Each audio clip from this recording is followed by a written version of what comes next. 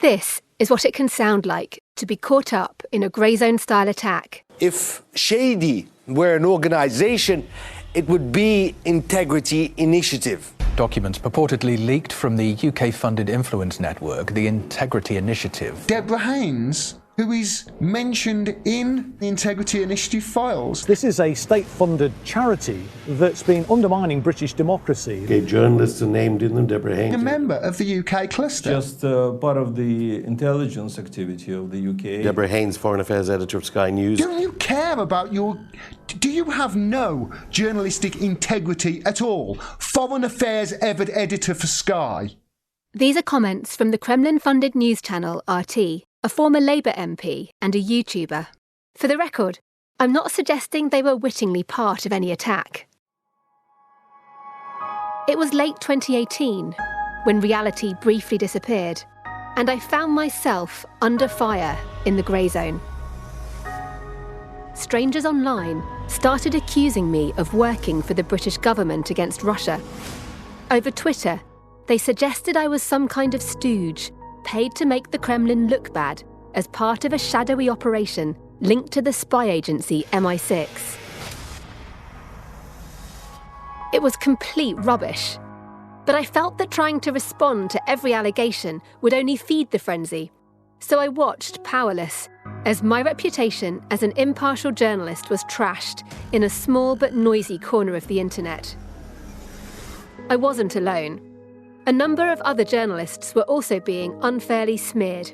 It turned out we were all collateral damage from a suspected cyber hack against a British organisation that ran a programme aimed at countering suspected Russian fake news. Thousands of files had been stolen from the Institute for Statecraft, a little-known educational charity that operates like a think tank. They were leaked online and then picked up by RT and the Russian news site Sputnik. To our top story of the new year, more revelations of a shadowy alleged conspiracy involving NATO, the UK Foreign Office and British intelligence.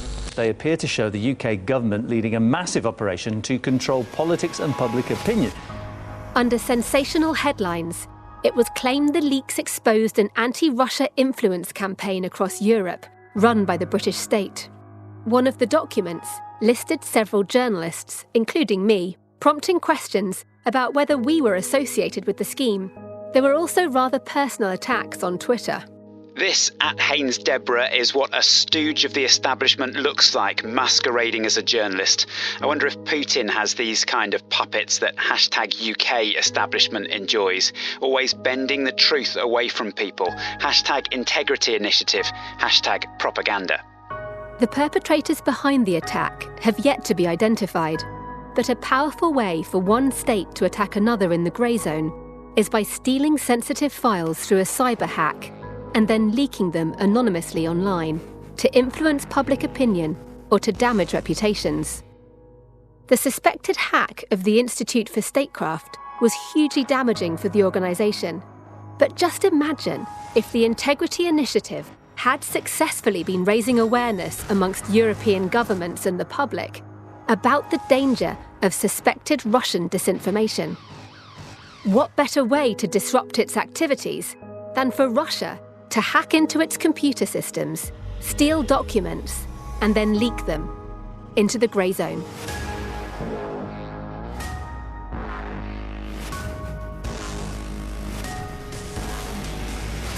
My name is Deborah Haynes. I'm the Foreign Affairs Editor at Sky News, and you're listening to my podcast, Into the Grey Zone, which explores a murky evolution of warfare. I'll explain the covert tactics used by states, criminals, and terrorist groups to deceive, gain influence, and at times, kill. In this episode, I explore the grey zone weapon of hack and leak, and how it's used by states to damage reputations and influence minds.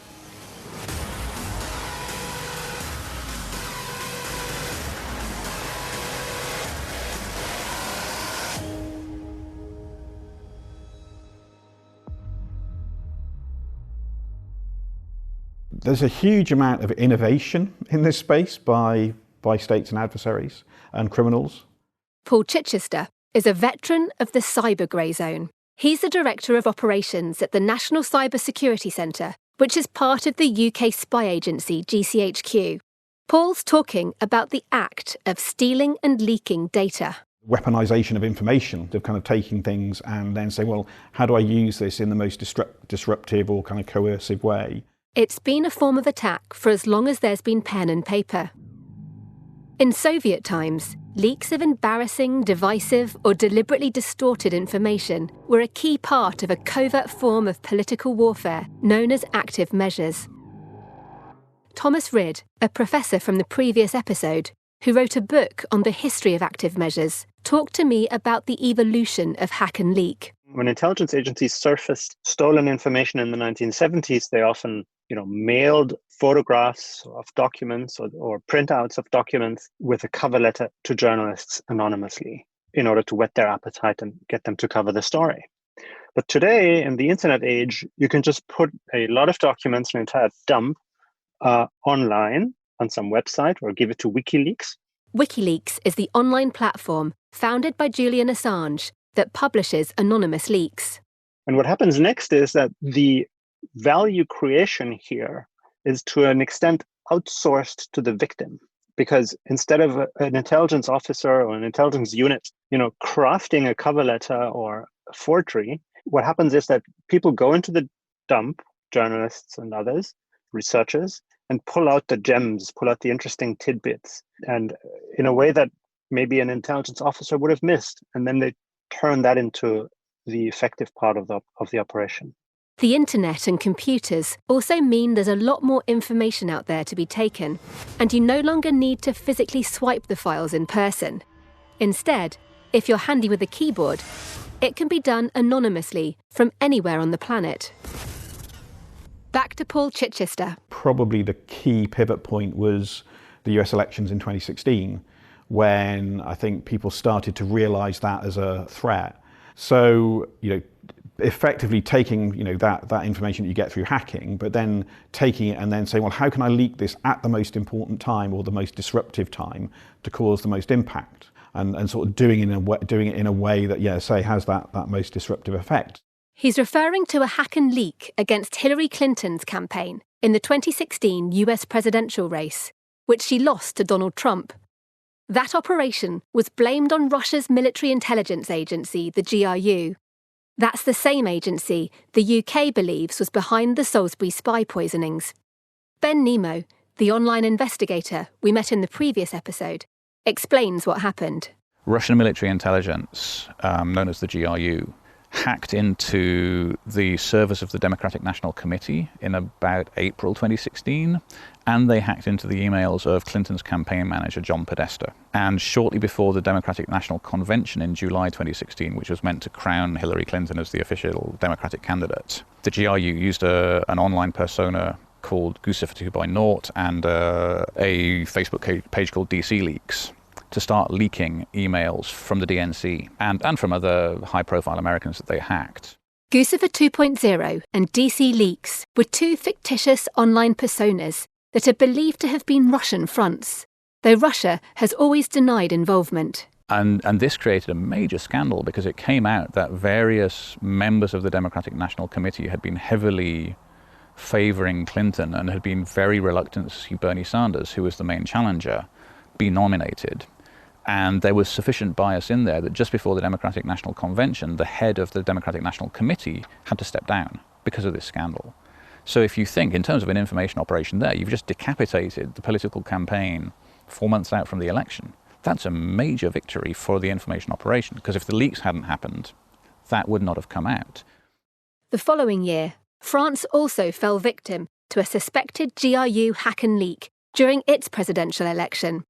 The target was then candidate Emmanuel Macron, with more than 20,000 emails linked to his campaign dumped online, just ahead of a 44-hour grace period of election silence, which restricts reporting by French media on election issues until after the polls close.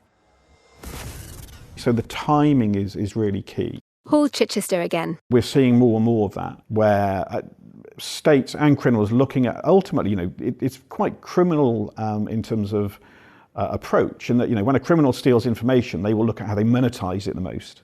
So originally that was, well, I've got your identity, I can sell your identity. And then it would be, well, that's quite hard work. So what else can I get from that information? Through to, well, actually now I can just, you know, extort you. States are kind of going through that same analysis and saying, well, I've got this information and it's quite interesting and it might tell me what you're thinking, but actually if I leaked that, you know, how can I have a sort of an impact in that? It's not only politicians who can be in the firing line. You may remember a 2014 cyber attack on Sony that the FBI blamed on North Korean hackers.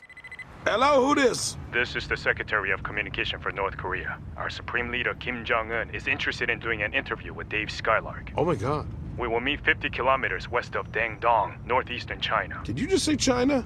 And did you just say dong? Pyongyang had been outraged at a Sony Pictures comedy called The Interview.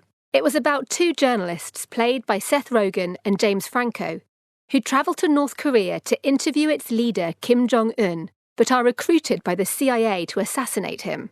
A North Korean Foreign Ministry spokesman called the movie the most blatant act of terrorism and war, and threatened what he described as a merciless countermeasure.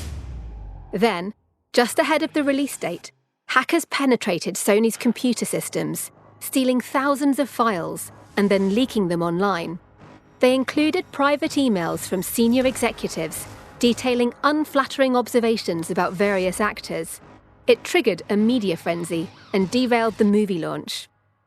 In the UK 4 years later, a little-known British organisation called the Institute for Statecraft also fell foul of this kind of grey zone weapon.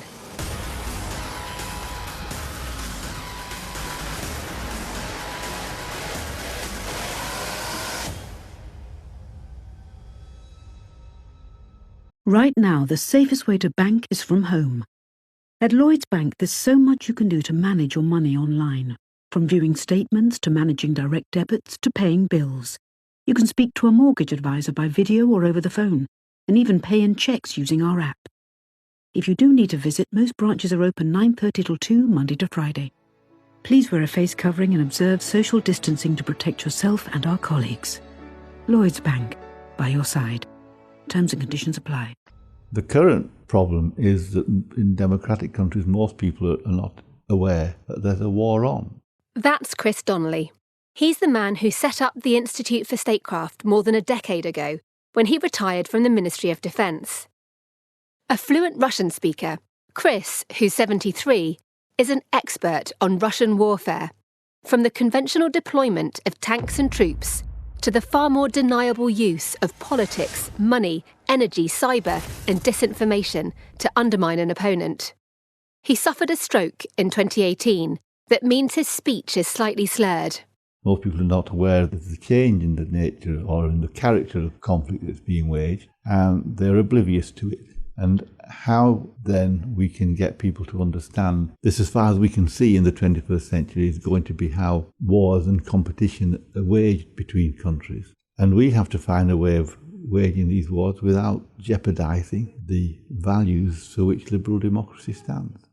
I was introduced to Chris in early 2014, just after Russia's annexation of Crimea and during the unfolding conflict in eastern Ukraine. Back then, most Western governments saw Islamist terrorism as their biggest security challenge and had taken their eye off the ball when it came to more traditional threats posed by states. But that changed when Russia-backed forces unleashed a new kind of warfare in Crimea and Ukraine, using a combination of disinformation, cyber attacks, and hard military power. Suddenly, Chris's knowledge and expertise were in high demand. Because in one sense, the nature of conflict doesn't change. It's nasty, it's vicious. There are no such things as soft power weapons. There's nothing soft about information or economic weapons being used against a country. He says the way to understand this change in the character of conflict is not to think about a battle between two sides, but instead to see the world as a Darwinian ecosystem.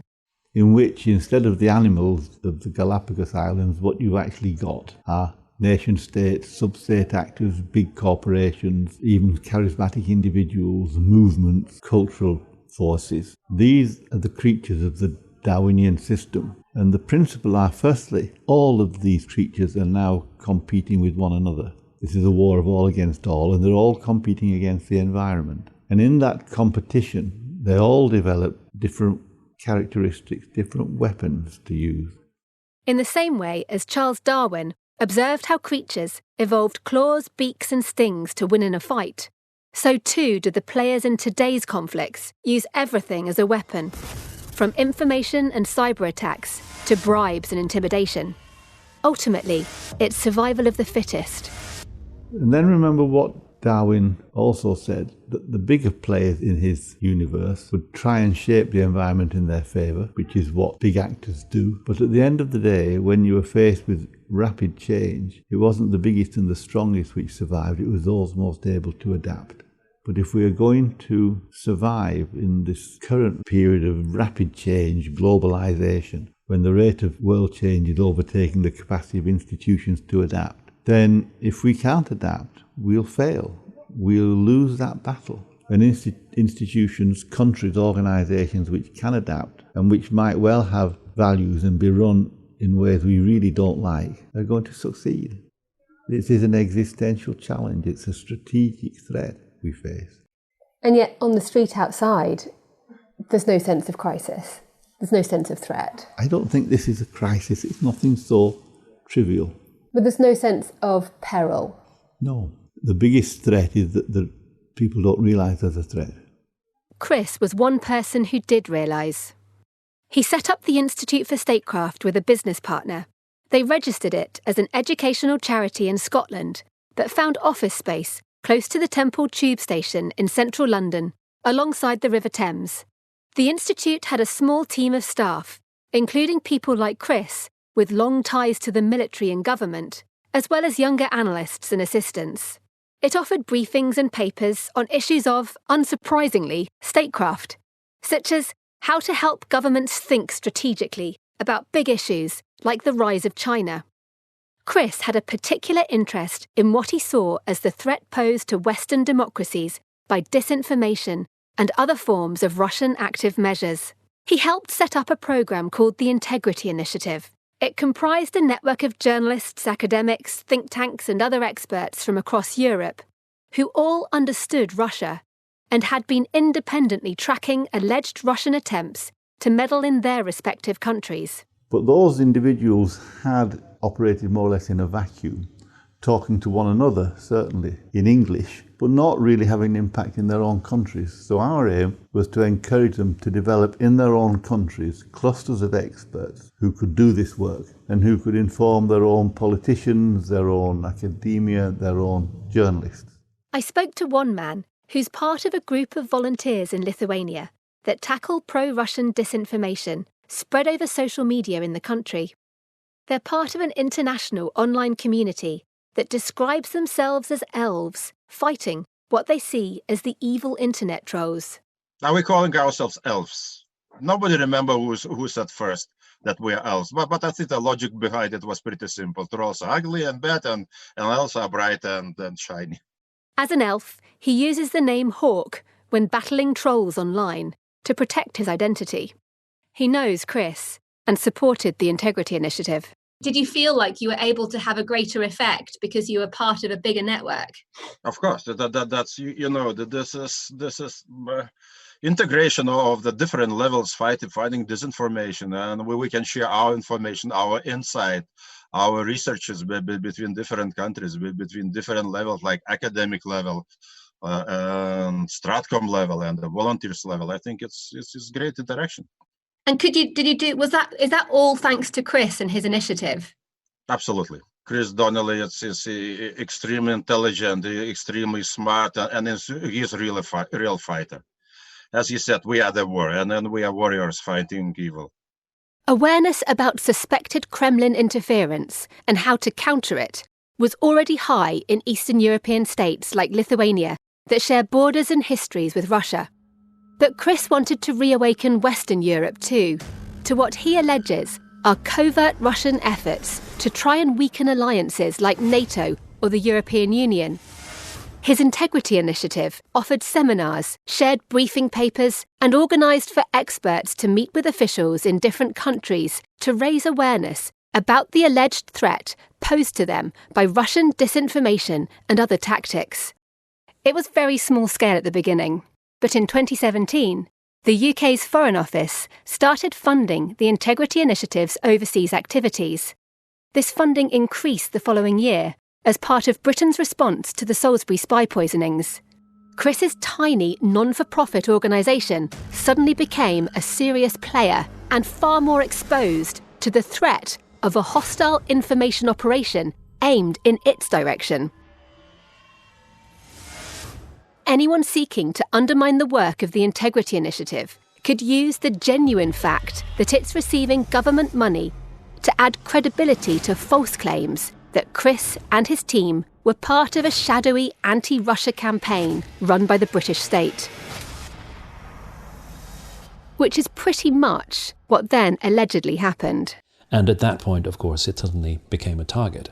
Keir Giles, the Russia expert who we met in the previous episode, knows Chris and has worked with him on other projects, though not the Integrity Initiative. The timing was unfortunate. The funding that came in should have enabled Integrity Initiative to set itself up on a professional footing, including all of the defensive measures that it should have put in place, because it was now very much in the big league of taking on nation-state adversaries, as opposed to a small cottage industry of maintaining subject matter expertise, as had been the point up until then. Unfortunately, they were attacked before any of those measures were put in place. We first realised there was a problem in November 2018 when material which had been hacked from our servers started to be published. The hackers uploaded Integrity Initiative documents onto a website called Cybergorilla, along with a message purporting to be from the global activist hacking group Anonymous, though with no evidence it had anything to do with them. They claimed the leaks showed Britain was running a large-scale information secret service across Europe, the US and Canada under the guise of combating Russian propaganda. The leaks had limited impact at first, until they were reported on by the Kremlin-funded TV channel RT and the news site Sputnik. A video also appeared online.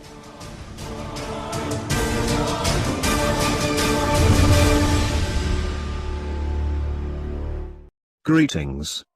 We are the anonymous charity, also known as the Collective. We have obtained a large number of documents relating to the activities of the Integrity Initiative project.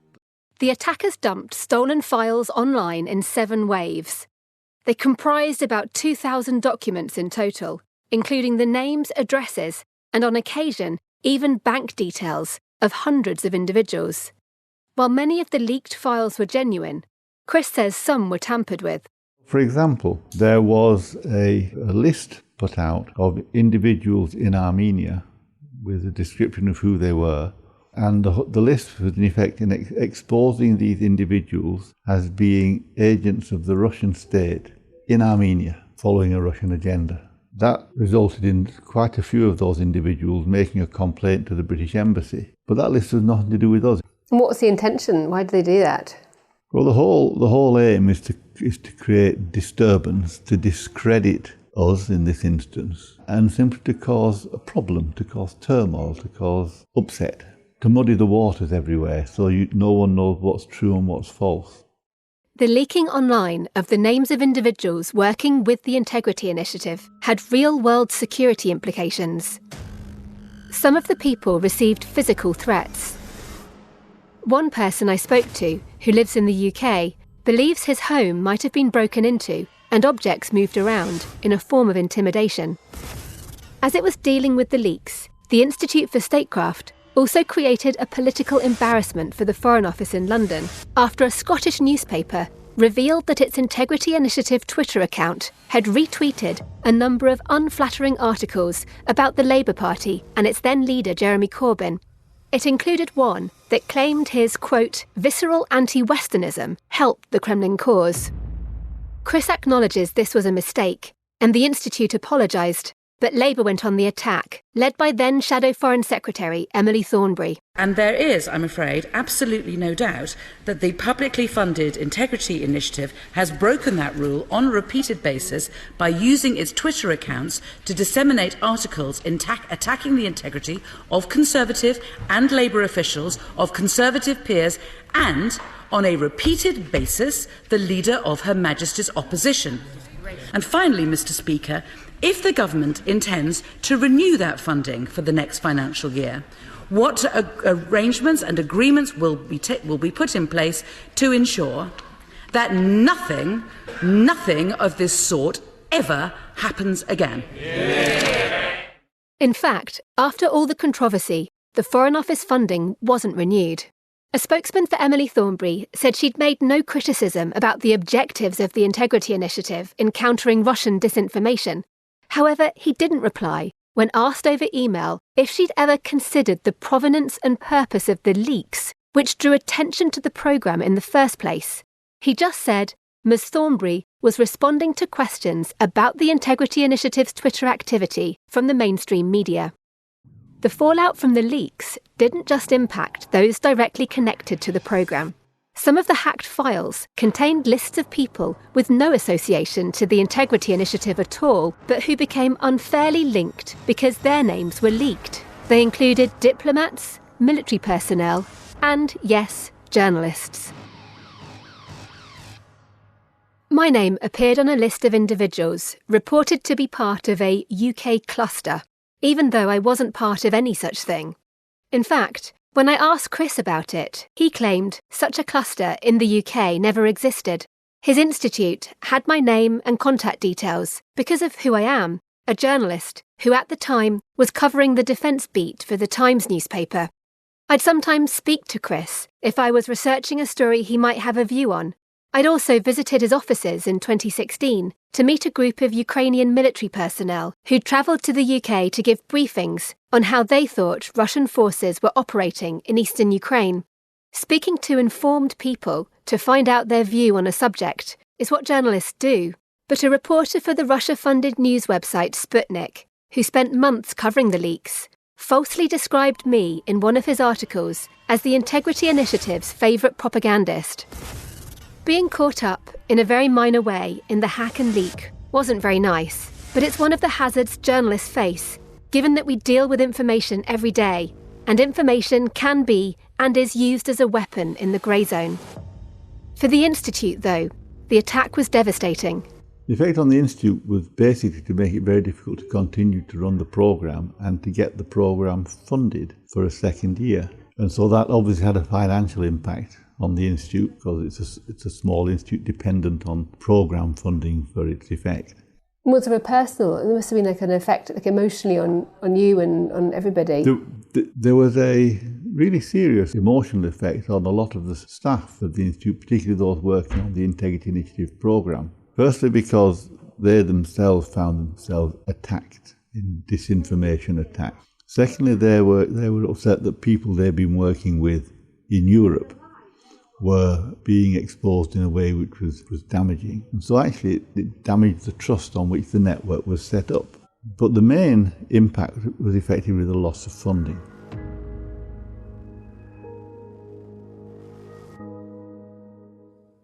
Right now, the safest way to bank is from home. At Lloyds Bank, there's so much you can do to manage your money online. From viewing statements to managing direct debits to paying bills. You can speak to a mortgage advisor by video or over the phone, and even pay in cheques using our app. If you do need to visit, most branches are open 9:30 till 2, Monday to Friday. Please wear a face covering and observe social distancing to protect yourself and our colleagues. Lloyds Bank, by your side. Terms and conditions apply. The big remaining question is who attacked the Institute for Statecraft?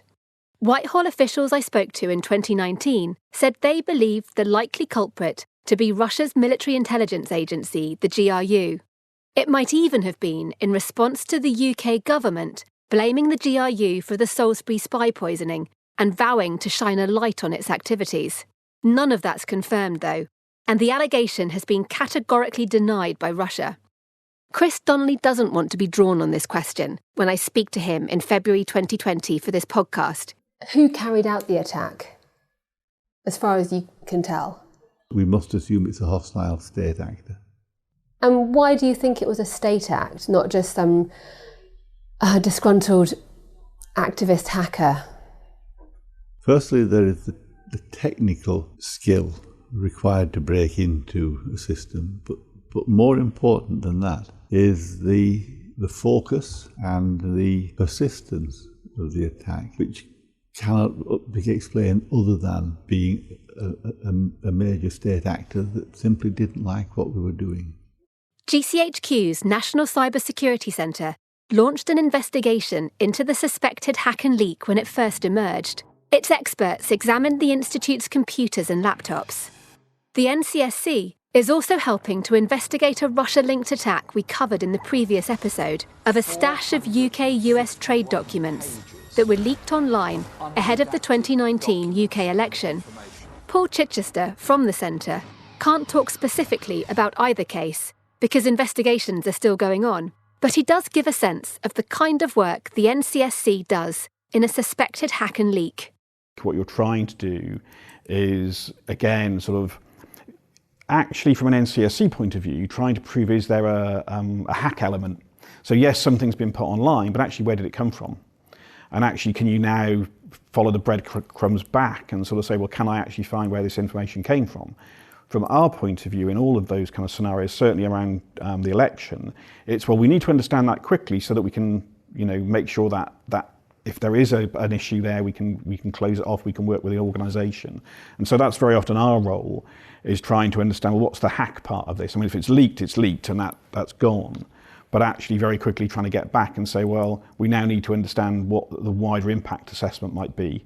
Can we find out where that data's come from? Can we help fix, if there was a vulnerability, can we help fix that? That's kind of our focus. I ask him how easy or hard it is to tell whether something's been hacked.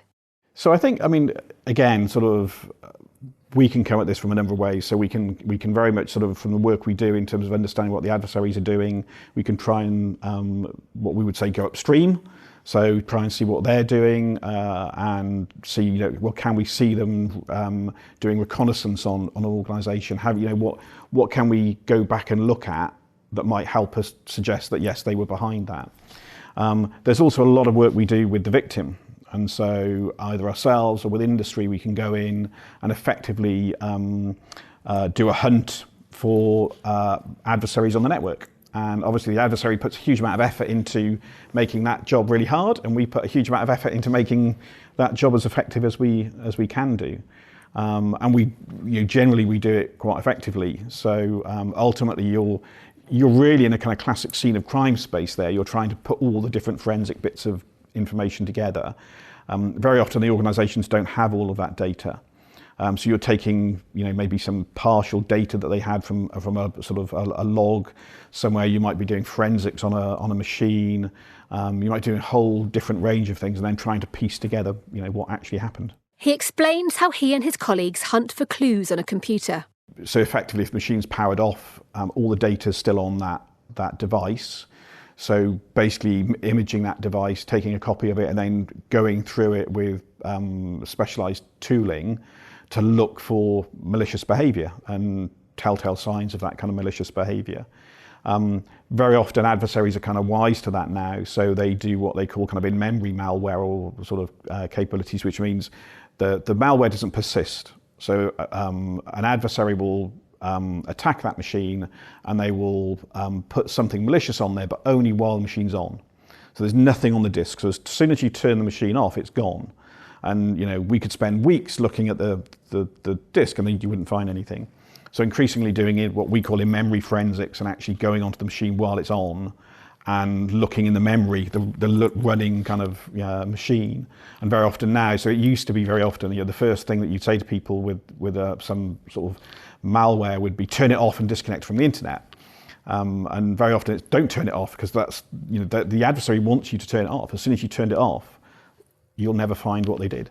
By early 2019, the National Crime Agency had become involved in the investigation.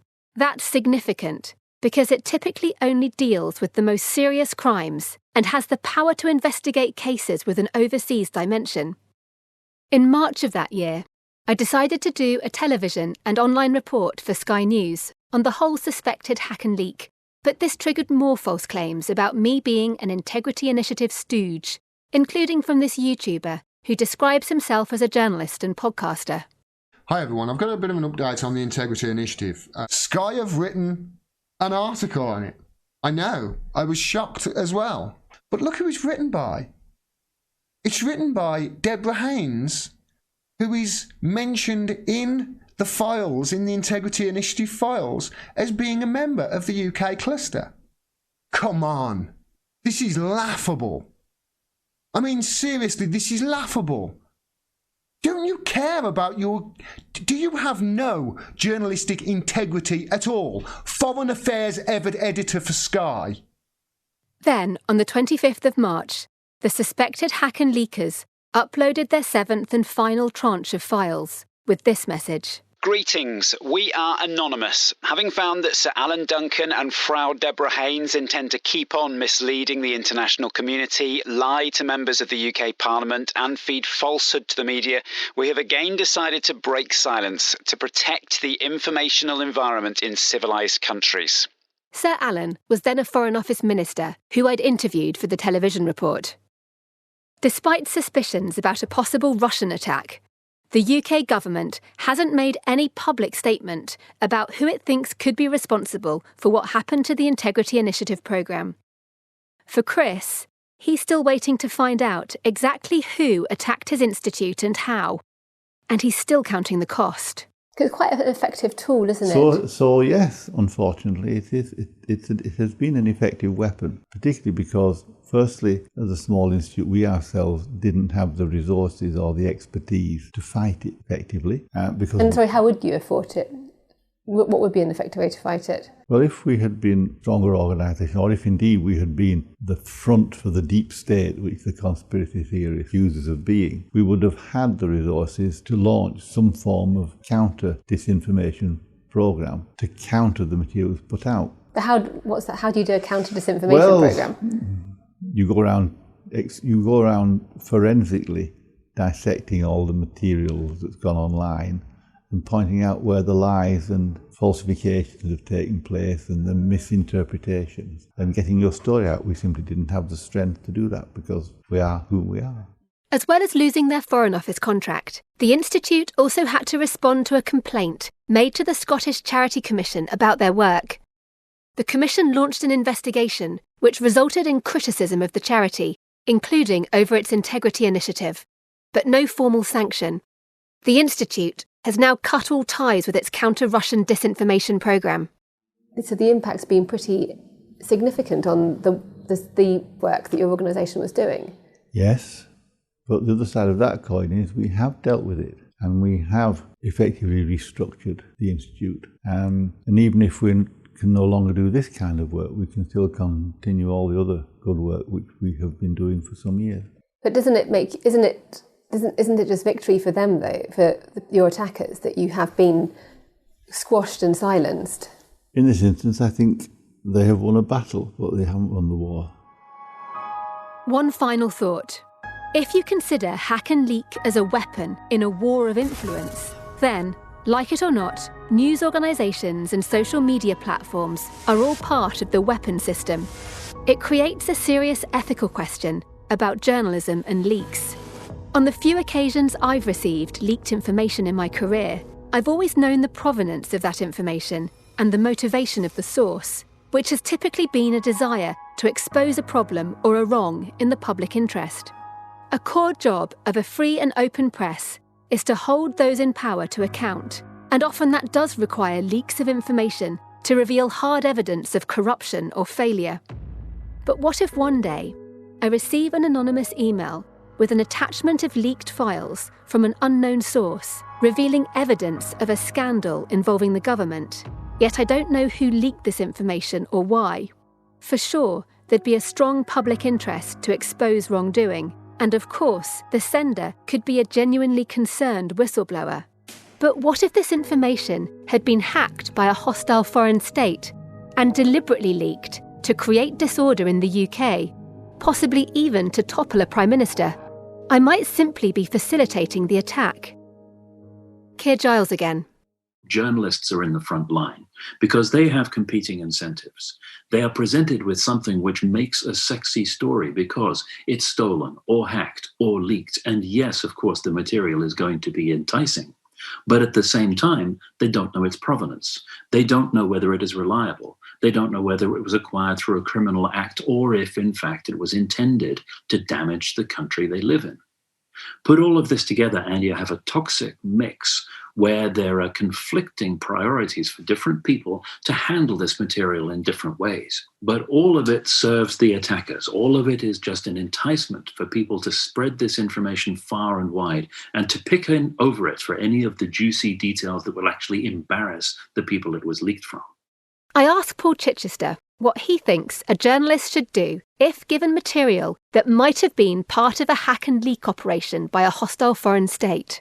I'm hugely cautious about sort of saying what journalists should or shouldn't do. I think at the end of the day, if something's believed to be true, then you should report it. There is definitely something, though, increasingly around how journalists are both targeted by states because they're reporting on certain stories and how they can be used, again, as you describe. And I think there's more that we can do, I think, to sort of share what we see states doing and at least help journalists understand the threat that's out there so that they can make their own judgment. It's definitely a hostile environment. And it can become a lot more hostile when states choose to use cyber to cause widespread harm. Looking for a cyber Pearl Harbor, as people call it, one massive event to change the course of history may actually be missing the point that there's already so many smaller events happening that really should be stopped. But that's next time, as we continue into the grey zone.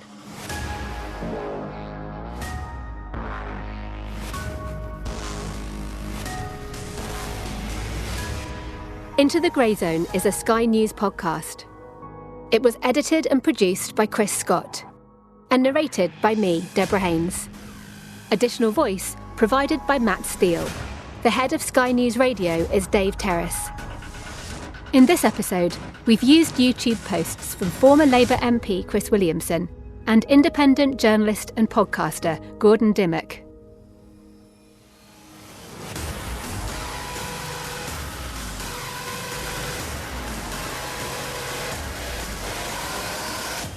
Listen and subscribe wherever you get your podcasts.